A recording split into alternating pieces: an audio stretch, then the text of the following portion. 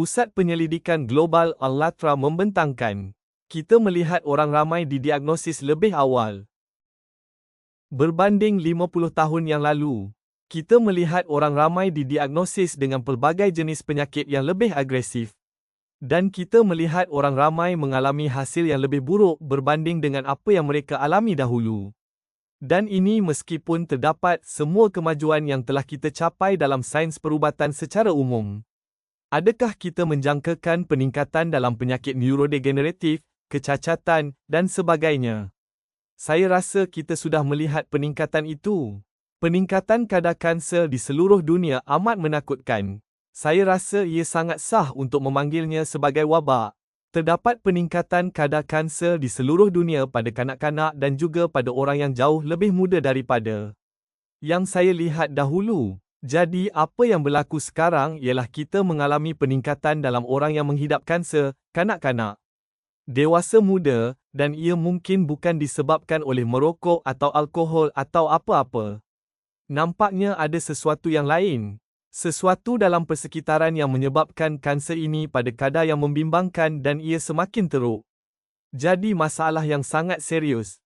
Penyakit muncul pada awal kehidupan. Generasi hari ini jatuh sakit pada usia ketika ibu bapa mereka masih sihat. Dan yang lebih teruk ialah mereka sering melawan bukan sahaja satu, tetapi pelbagai penyakit kronik secara serentak. Bagaimana ini boleh berlaku walaupun terdapat semua kemajuan dalam perubatan moden? Bagaimana jika di sebalik penurunan kesihatan manusia yang pesat di peringkat global ini, terdapat faktor tersembunyi yang telah kita terlepas pandang selama ini? Nanoplastik, ancaman kepada kehidupan. Kita bercakap tentang mikroplastik, zarah kecil yang tidak dapat dilihat dengan mata kasar. Ia jauh lebih nipis daripada sehelai rambut manusia, sangat halus. Dari peringkat molekul hingga skala keseluruhan ekosistem. Memahami mikroplastik adalah penting untuk melindungi biosfera dan kesihatan awam. Saya juga terkejut bahawa ia mengambil masa yang begitu lama. Anda tahu, untuk orang ramai menyedari bahawa itu adalah masalah kerana pengeluaran plastik ini meningkat dengan sangat tinggi pada tahun 1950-an. Dan sekarang, saya rasa, kita mempunyai antara 400 dan 500 juta tan pengeluaran plastik setiap tahun. Dan ini terus terkumpul, anda tahu, dalam semua ekosistem kita. Jadi ia bukan sahaja menjejaskan kehidupan manusia, tetapi seluruh ekosistem. Jadi setiap individu, setiap tumbuhan, malah bakteria, mereka mengambilnya. Jadi itu sesuatu yang perlu kita ambil kira. Hakikat bahawa ia kini meresap dari lautan terdalam kita ke gunung tertinggi kita. Bahawa ia terdapat dalam lebih kurang setiap sampel hidup yang orang ramai. Yang telah dikaji oleh saintis dan dalam sesetengah populasi adalah dalam perkadaran yang besar. Dan bahawa ia kini meresap, anda tahu, makanan, minuman dan udara yang kita hirup, bagi saya, agak membimbangkan. Sains telah menunjukkan dengan jelas, tanpa ragu, bahawa benda-benda ini, bahan kimia ini, zarah-zarah ini sangat berbahaya bagi kita dalam pelbagai cara, bukan hanya satu sistem organ. Tetapi semua sistem organ terjejas. Plastik melambangkan kemajuan, kejayaan kepintaran manusia, bahan yang ringan, kuat, dan dibina untuk kekal selama-lamanya. Namun sebagai manusia, kita terlepas sesuatu yang penting. Kita gagal menyedari bagaimana bahan yang dicipta untuk memperbaiki kehidupan kita mula membahayakannya. Malangnya, orang ramai sering memandang rendah ancaman sebenar yang ditimbulkan oleh plastik. Ramai yang menganggapnya hanya sebagai masalah alam sekitar. Botol bertaburan di pantai, serpihan terapung di seberang laut. Dan ya, ini memang mencemarkan planet kita. Tetapi kepingan plastik yang besar sahaja tidak dapat memusnahkan seluruh biosfera, termasuk manusia. Tidak seperti zarah mikroskopik yang akhirnya menjadi. Botol plastik ini, dalam bentuk ini, tidak menimbulkan bahaya segera. Tetapi semuanya berubah sebaik sahaja objek pepejal ini hancur menjadi jisim serpihan mikroskopik. Jika botol separuh liter ini dipecahkan kepada zarah plastik yang hanya bersaiz 1 mikrometer, ia akan menghasilkan kira-kira 10 trilion daripadanya.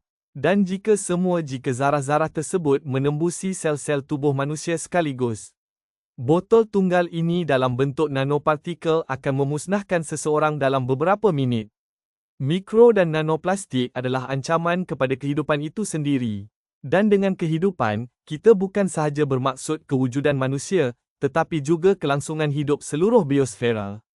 Para saintis membunyikan penggera bahawa sehingga hari ini, pendedahan kepada zarah-zarah ini membawa kepada kemerosotan kesihatan, serta kemerosotan fizikal dan kognitif di seluruh manusia. Semakin banyak kajian mengaitkan mikronanoplastik dengan perkembangan penyakit, mutasi genetik, dan peningkatan rintangan antibiotik. Sesetengah penyelidik juga mengaitkan plastik kecil dengan anomali iklim, bencana alam, dan peningkatan aktiviti seismik apabila trilion zarah mikroskopik berinteraksi dengan alam sekitar. Lama-kelamaan, ia boleh mewujudkan zon tidak boleh didiami di seluruh planet kita. Dan semua ini bermula dengan tindak balas rantai yang mudah, apabila plastik, seperti botol plastik ini, terurai menjadi mikro dan nanoplastik.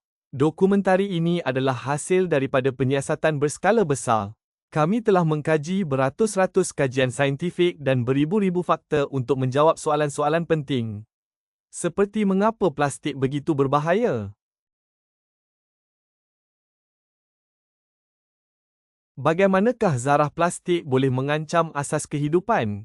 Dan apakah peluang yang tinggal untuk manusia mengubah haluan mereka? Hari ini, hanya beberapa ratus, mungkin beberapa ribu orang yang benar-benar memahami magnitud ancaman ini. Satu angka yang terlalu kecil untuk dunia 8 bilion. Tetapi dengan menonton dokumentari ini, anda akan menjadi salah seorang daripada segelintir orang yang memahami apa yang sebenarnya berlaku. Ini adalah kisah mengapa penyelidik yang mengkaji nanoplastik menggelarnya pembunuh nombor 1. Dan bagaimana ia telah membentuk semula masa depan kita. Plastik mengganggu bahasa universal kehidupan. Kita hidup dalam era apabila kehidupan di bumi semakin lenyap lebih cepat berbanding sebelum ini sejak zaman dinosaur.